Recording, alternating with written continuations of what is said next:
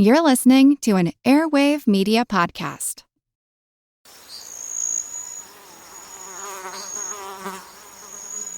It will be unbelievable.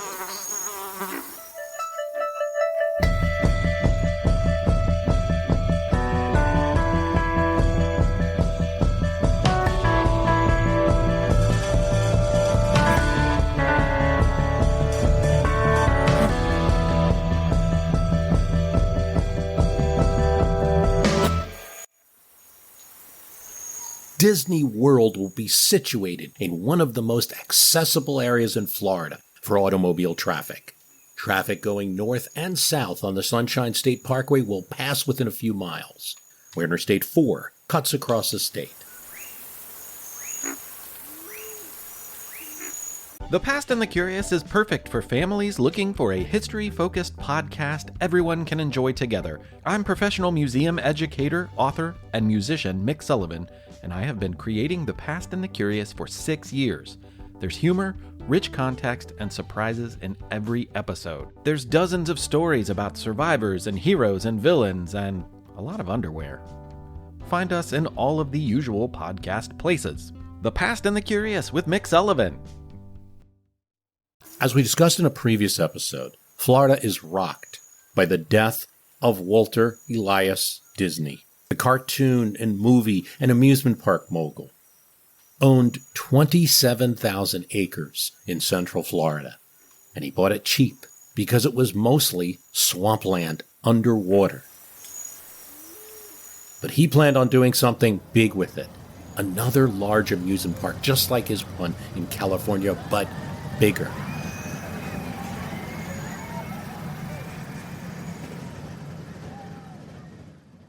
A longtime friend of Disney has seen the plans and described the plan as unbelievable. He would drain the wetlands and would clear the tannic acid that made the water black and make it blue. And he'd built a city of fun.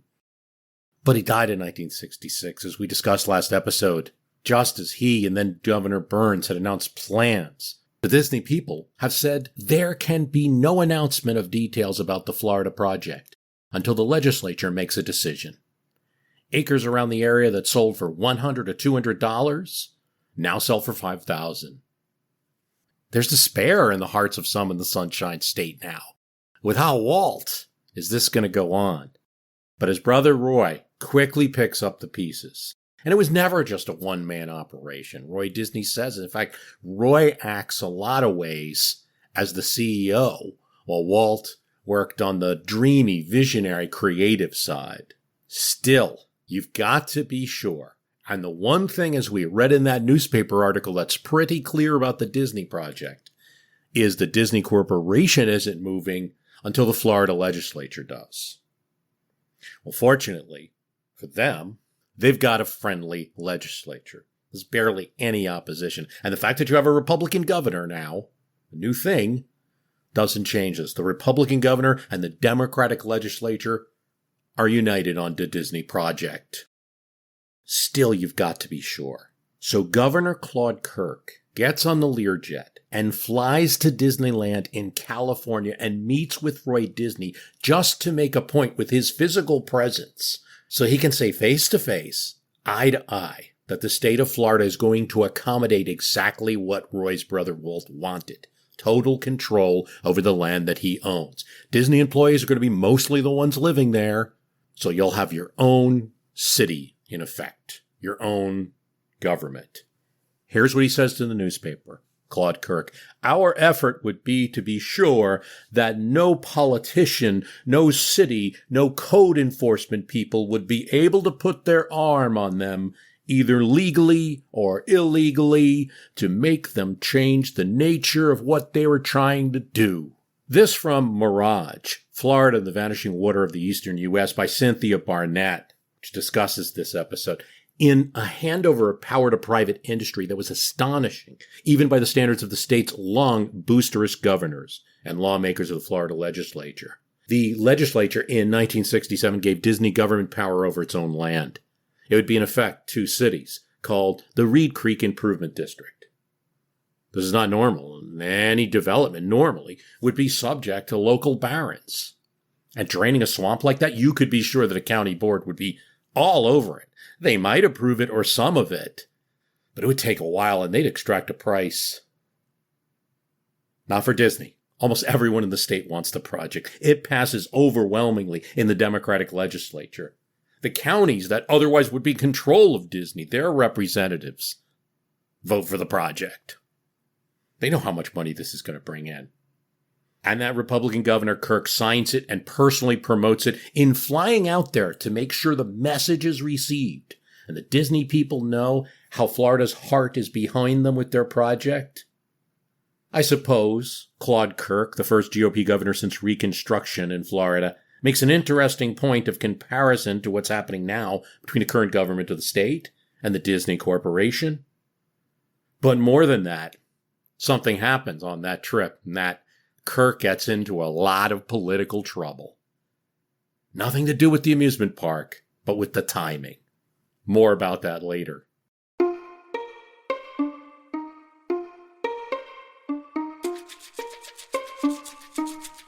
I want to take this time to say thanks for listening, and the website's www.myhistorycanbeatupyourpolitics. A couple things you can do to help the show. We got a Patreon if you're into that. If you can afford it, great. Help out the show. Wonderful. Here's what you can do without any cost. You can subscribe to the program on Apple Podcasts. You can write a review. You can tell a friend about the program. All these things help us tremendously. Something happened in this episode that hasn't happened too often before. And it's not like I met Claude Kirk. He passed away in 2011. But I do have a copy of Claude Kirk and the Politics of Confrontation. And there it is as I turn to page 4 here. It looks like the used copy that I purchased on eBay here is signed by the man who we're doing this show about. To Bob and Ollie, best regards, and keep up the good life with each other. Best, Claude Kirk. He's got that typical, politician signature. Big, huge K. Like the K is bigger than almost 2 lines of anything else that he wrote. The Claude Kirk. The C is pretty big too.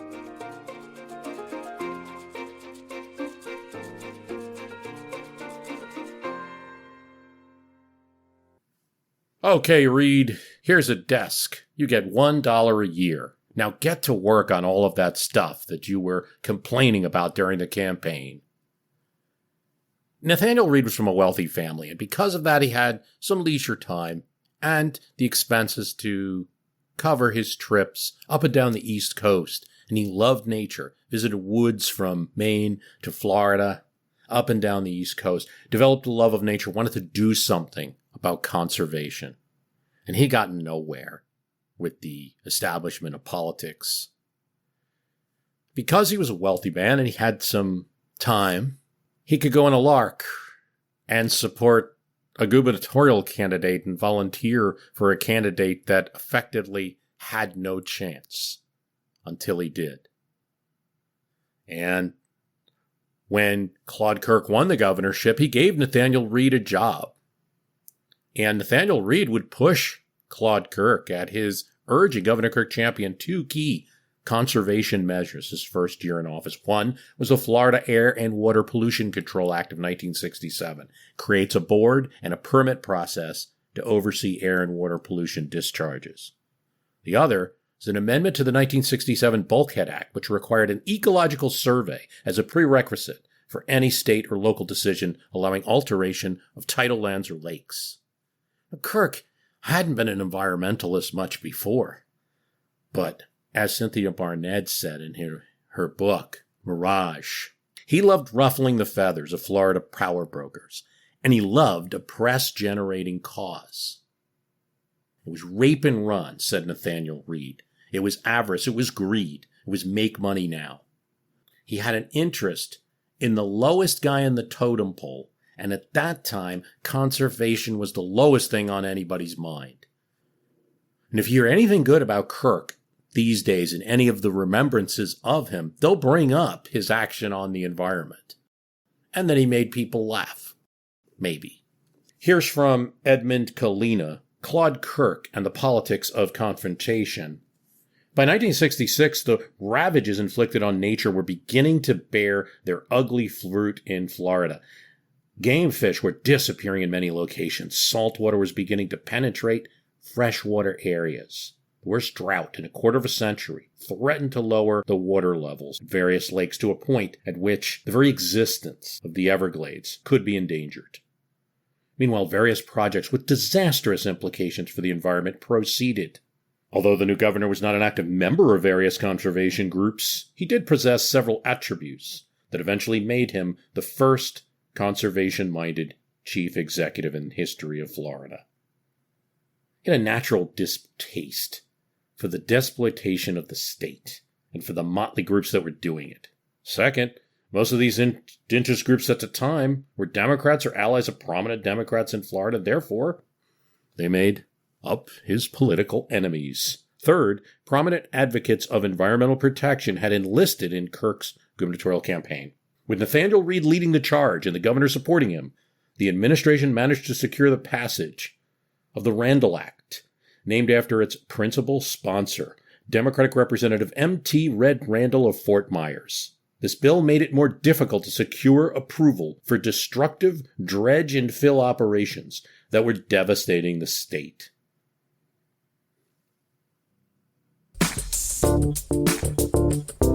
Because freedom cannot be given. It's not a welfare commodity. Freedom is something that has to be gotten and taken by the people who are oppressed. In August 1967, H. Rap Brown, chairman of the Student Nonviolent Coordinating Committee, connections, and at times holding office in the Black Panthers, was going to appear in Jacksonville. Not a problem, free speech. The trouble is that Brown had spoke in Maryland, and soon after there was rioting. So this was the fear in Florida. If it's beneficial to be nonviolent in certain situations, then it has been policy to be nonviolent.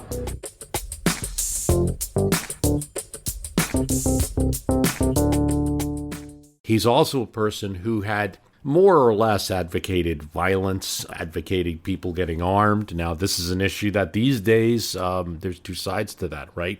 Because one could argue in the 60s, different time, if activists, particularly African Americans, were saying we got to get armed, it was seen as a big security problem. Now we have elevated gun rights in the national discourse, and those type of actions taken from the Reconstruction to the 1960s to disarm African Americans are seen as a negative, or actually cited in some of the Supreme Court cases. Just recently brought up in the oral questioning in Brewitt as a negative. But in terms of self-defense, we've always had a strong position that individuals are given a God-given right to defend themselves, and what's more, they're protected within the framework of the law to protect themselves. Anyway, little digression, but this is the type of thing. Brown had a quote that said, violence is as American as cherry pie. It's going to happen over and over again. So this was kind of his thing at the various rallies. You weren't going to hear him directly tell people to rampage and riot, but he would certainly make hints. So when he appears in Jacksonville at a baseball stadium, Kirk decides to go. Brown is making a speech. He's trying to get the crowd incited, mad, and he's at the pitcher's mound. Kirk comes in the middle of his speech, and obviously the presence of the Florida governor, especially someone as flamboyant as Kirk, and this is where his style actually has some side benefits where he can kind of distract a speaker just by entering the stadium. They didn't expect him there. He moves around, he's shaking hands with people, takes his seat for a little while, but people are coming up to him, and it's taking away from Brown's momentum of his speech. He waits for Brown to say people should be armed, and Kirk jumps over the dugout wall, small wall, nothing huge, and walks over to Brown. He held out his hand. Brown refuses to shake Kirk's hand. Then Kirk grabs the microphone. I welcome you to Florida. If you are intending to incite violence, though, I will make sure that the law is enforced. There's no further conversation or speaking. Kirk walks away. Brown says some things like, oh, these white guys want to come in and, he uses a pejorative, want to come in and take over our meetings. That's how they do it. Things like that. Kirk continues to walk around the crowd, shaking hands with people. And again, unlike what might happen in Maryland or in other places where Brown speaks, the presence of the Florida governor right there, not, yelling back, but being in the same place. Well, there was no further violence from the incident, and most newspapers believed that Kirk had quelled the situation. I'm the only good guy in the South, Claude Kirk would tell the Saturday Evening Post. I'm not one of those redneck governors like Lester Maddox. And it's true, and had he not taken certain actions towards the end of his term, we could really conclude by saying that Kirk represented a new vision, a new type of candidate, a governor, and a new type of force in Southern politics. Because when George Wallace and Lester Maddox try to get a group of Southern governors to issue a statement that they aren't going to comply in their states with court-ordered busing, Claude Kirk says, in Florida, we follow the law, and rebuffs any effort to get them to sign this. He doesn't attack Wallace personally. His father and Wallace are connected. His father used to work for Wallace at a certain point. Kirk's originally from Alabama.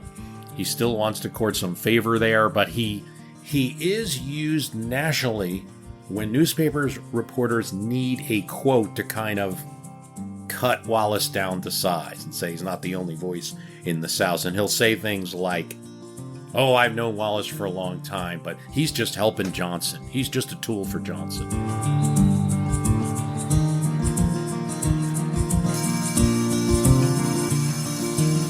My goal in education is that Florida will be first. That's a quote from one of the Kirk white papers during the campaign. And Kirk had run on making education a priority in Florida. Florida ranked 18th among the 50 states in the pay of teachers. And because of the population boom, classrooms are now filling up. Teachers are frustrated. School facilities are also deficient, and so are supplies. And the state is in the bottom half of the 50 states in terms of total expenditure on schools. Kirk honestly sees this as a problem and says that he'd reduce class sizes.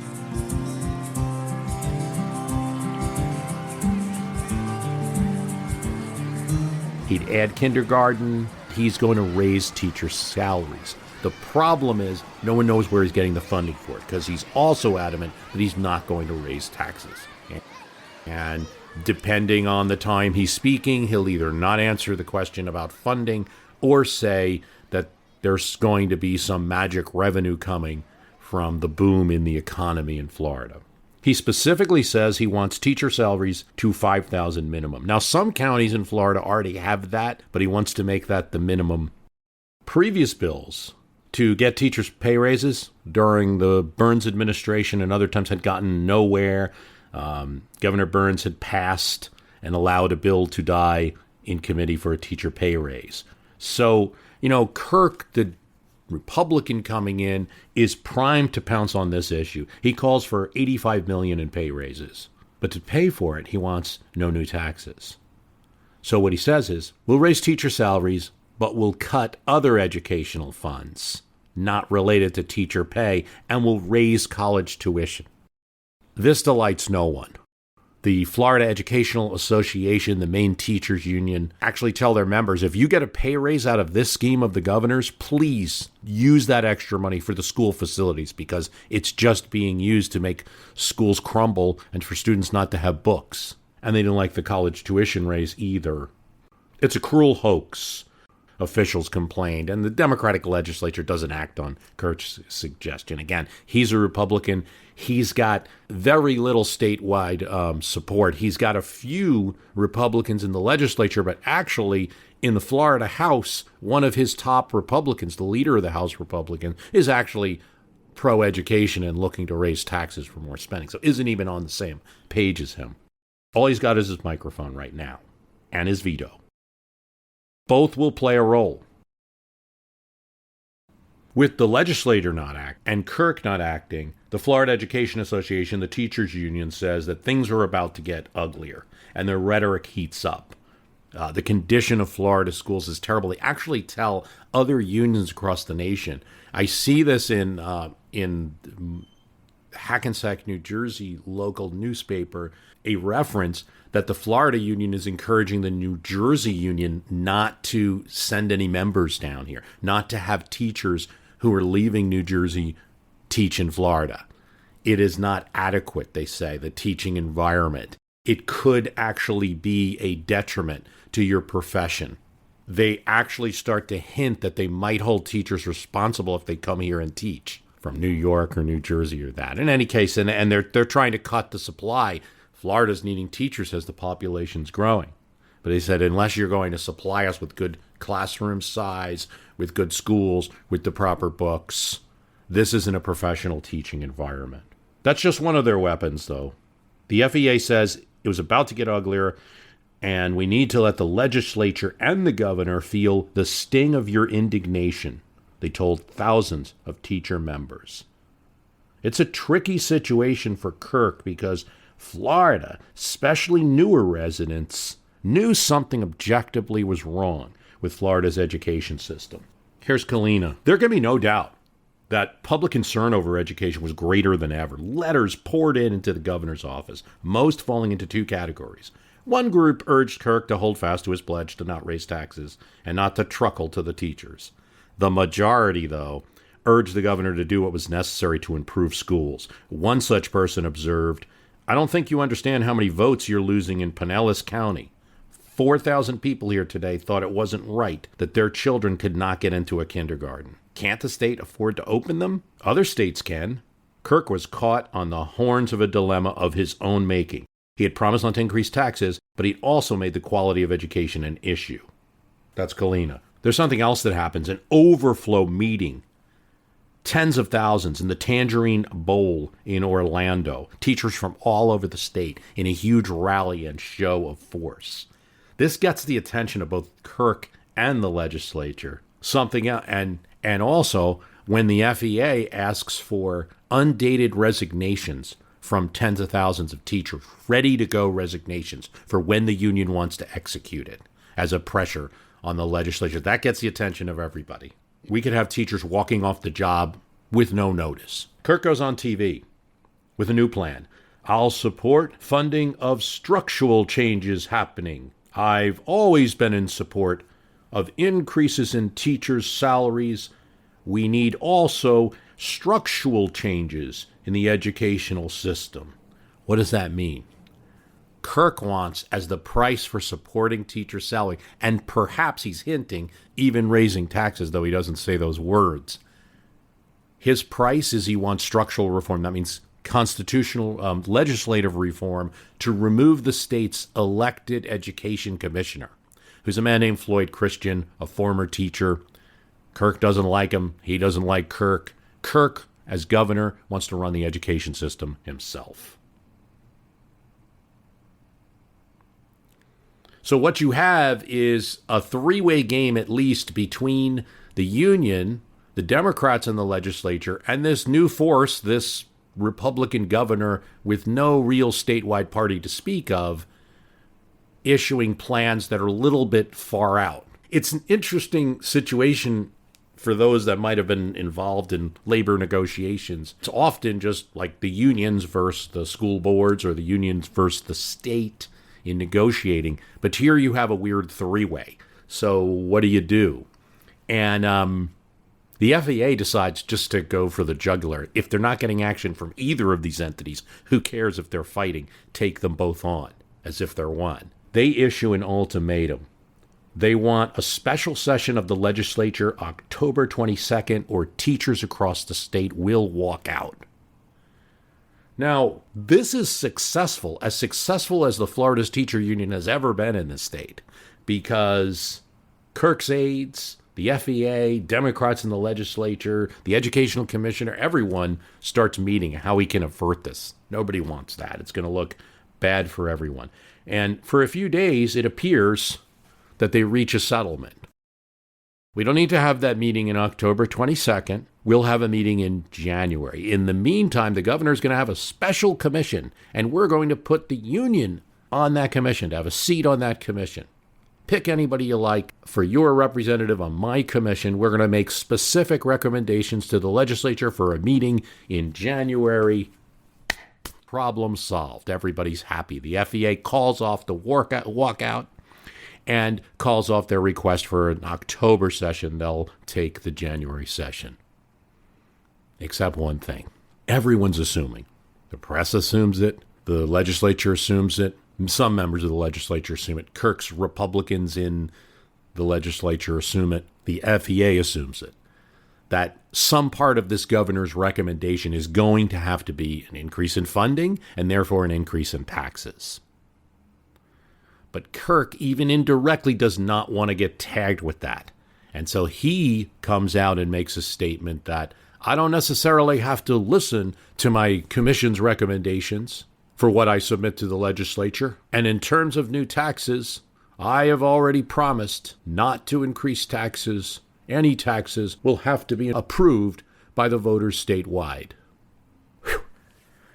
There's no other way for the FEA to see this except as a betrayal to what they feel the deal that was made. And so now they're hopping mad. So now they say a special session is not enough. By March 1st, 1968, the union demands a program for a special session, specifics that the FEA can already agree to before the session begins. They're not just going to take a session and see what happens. Otherwise, we'll walk out. And in case people think the teachers' union can just move the deadline, the head of the FEA says the deadline is so hard and fast that it's not even open to question. Well, the legislature goes ahead with that January special session, and Kirk takes advantage of it. He makes a proposal that no one was expecting at this time. Kirk had been seen as conservative, and yet he's going to call for a lot more funding for more electronics education, for space-age engineering classes, for 2 new state universities and new junior colleges, plus funds for inner cities, a real big menu, and property tax relief. In a way, he's asking for everything. He's going to solve the problem that his opponent in the general election high wanted to solve about property taxes. He's going to fix the inner cities that you would think a more liberal Democrat would do, right? And he's going to live up to his campaign promises on education. All great, right? His proposal, raise sales tax in Florida from 3% to 5% to pay for it. But there's a catch. I want the state education commissioner removed, and voters need to approve any tax increase. So Kirk has now, in a sense, done it all, at least on paper. He's made his proposal. He's advocated for more education spending and hasn't broken his promise. He's gotten his little inside baseball politics that he wants, and he hasn't risked a thing because he hasn't betrayed his campaign promise on taxes. This is dead on arrival, and the reason is it is Kirk's name all over it. No Democrat in the legislature wants to hand Kirk a victory.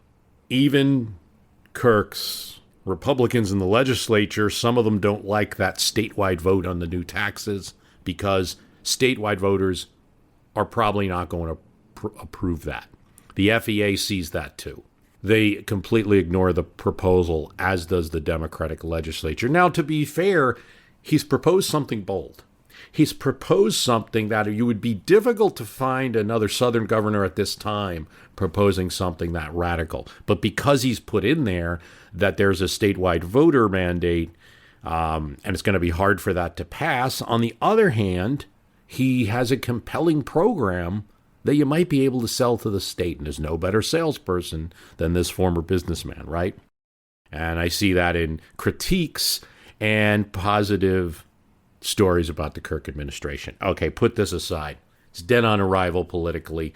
Democrats don't want to touch it. The FEA doesn't believe it. What the Democratic legislature does do, And a lot of these Democrats in the legislature are still representing that old pork chop gang mentality, is they pass a spending increase. It's not as much as what Kirk was asking for to do. It's not going to do everything that Kirk said. And the FEA quickly susses out that they didn't say that's all for education. Newspapers, too. As near as they can tell, at the highest, it's $150 million. There's $100 million that they're just going to use for their own local spending that they like always. It was the biggest fraud ever, says the head of the FEA. Now, this rhetoric is hot. Now, if you're on the scoreboard here, the FEA has now attacked the governor, the Democrats in the legislature. They're sometimes attacking that education committee. They're attacking everyone. Here, Kirk and the teachers union are aligned. They don't like what the Democrats did, but he's not sure. He doesn't immediately come out and say, I'm going to veto it. So he's weighing it. If he vetoes the bill in the legislature, it could still be seen, as mysterious as a spending increase is, it could still be seen as a veto against education. Plus, it didn't look good, as Kirk was perhaps trying to sell himself out there nationally. In fact, his name had just been placed in the New Hampshire primary for president, Claude Kirk. He'll make sure to tell people he's not running in that primary, but it's nice to have the name out there, especially if one might want to be VP or win in a later primary for the top job. Kirk does what he does in a crisis. He travels away from the state. He goes to California. He goes to Disneyland. As we now know, this is because they are going to be building Disney World in Florida, and he wants to see it. That is known. That project isn't started yet. Hasn't dug yet. So he goes there. The press follows him. He shakes hands with a mechanical ape, and in front of the cameras compares the ape to the leader of the Florida Senate. And he opens himself to a own goal here. Really bad political move. I mean, to be seen in photos with Goofy and Mickey Mouse while there's an education and financial crisis in the state. Here's Kalina, who's writing a book fairly supportive of Kirk. He says, it was a disaster for the governor. He seemed to indulge himself. It was his first truly serious miscue. Others could have been written off. This one hurt. Kirk always maintained that he was in contact with the state in Tallahassee. He had done his part. He has made his proposals. He was weighing that veto or not to veto while he was in California. But nonetheless, the trouble was symbolic. And it may or may not have had a role in the actions that come next. Kirk's in a weaker position after all the bad press coverage. And now, he's only got this choice to veto or not veto. He can't affect legislation directly. He does not have the votes. He's really limiting his choices now by making this bad stunt in Disneyland. Out of nowhere, his problem is solved by the union. Because the union decides they don't wait for March 1st, their deadline. They act now. They activate 35,000 teacher resignations in Florida. And most of the teachers, the union's going to say half the teachers in Florida, other estimates have it less, walk off the job, leave classrooms. Kirk flies back to California. He is adamant that schools must stay open. He recruits volunteers from business to teach classes, from the military, anyone he can get to fill classes and keep the schools open. It's not easy. There's thousands of teachers missing. He does something else. He flies in his copter and surprises a local teachers union meeting in Miami, one of the largest. They did not expect him. He enters the room, and of course, again, while the teachers union is rallying their members and getting them riled up, here's the governor of the state of Florida. You cannot ignore him. He walks up to the head of the teachers union in Miami, kisses her on the cheek, and then he says, I want you to boo me. The teachers are thrown off. That's right. I want you to boo your governor. Go ahead. There's silence. I don't know about you, but if I'm going to boo someone, it's going to be of my own volition. I don't want to boo someone when someone's asked me to boo. And that's the way these teachers mostly felt. But there are a few scattered boos. Well, come on. Can't I at least get a hiss? Kirk says. There's grumbling throughout the rest of the meeting. Kirk doesn't silence the crowd just because he stood up to them, And I've seen this a couple of times with things that Kirk does. I think it was present with the Brown meeting. I saw some video of Kirk in a 1968 during a riot in Miami where he confronted people, and we'll talk about that next episode. The idea that you might see a movie scene where someone, grabs the microphone, makes a quick speech, and everybody's quieted down is really never happening much with Kirk's politics of confrontation. It's just, the other part of it that they see that he's there and his presence does seem to have a difference. But the whole time they're talking and shouting and interrupting him. But he takes 3 hours and speaks to these local teachers. There's a dialogue. He makes a speech. He answers questions and then leaves. Public opinion is, had been for education, but it's not for this teacher strike. The FEA had seriously miscalculated, at least in the political environment that was Florida then. Now, we've been telling the story of the teacher strike a lot from Kirk's point of view, and this is a podcast about Kirk, so fine. But here's from the Zinn Educational Project, because this is very important in the labor movement as well. The Florida's teacher strike of 1968 occurred in response to Governor Kirk's refusal to meet the FEA's demands, the overall failure of Florida's legislatures to fund public education. Perhaps buoyed by the rapid increase and direct action of social movements such as the civil rights and struggle of the 60s, the teachers saw 1968 as the time to engage in a radical fight against a system that had little concern for the education of Florida's children. Kirk's campaign rhetoric looked towards making Florida first in education, but he did little to improve the schools. Schools by 1967 seemed to be falling apart. Out-of-date textbooks pervaded almost every school. Some districts were forced to cut spending. They did this by cutting the bus systems and placing a cap on kindergarten to save $1 here and there. The teachers saw Kirk's promises for what they were, hollow words. In a noble move, the education commissioner, Floyd Christian, former teacher, former football coach, football player. Kirk, of course, ridicules Christian as well. He's a big guy, and he says he can do everything with the football but sign it. Anyway, Christian tries to avert a problem and works out a deal with the teachers union for a little increase in salary if they'll stop the walkout and if everybody's allowed back. The trouble is Christian doesn't like Kirk and vice versa, and Kirk blasts Christian's program. The Democrats in the legislature, who you would think would be looking to embarrass Kirk, and they are a little, they wouldn't mind it. But right now in the priorities of things, they're tired of getting bashed by teachers. So the Democrats in the legislature don't help Christian. Kirk starts attacking Christian, undermines his plan, calls it a secret plan. There weren't any elected officials consulted, and et cetera, et cetera.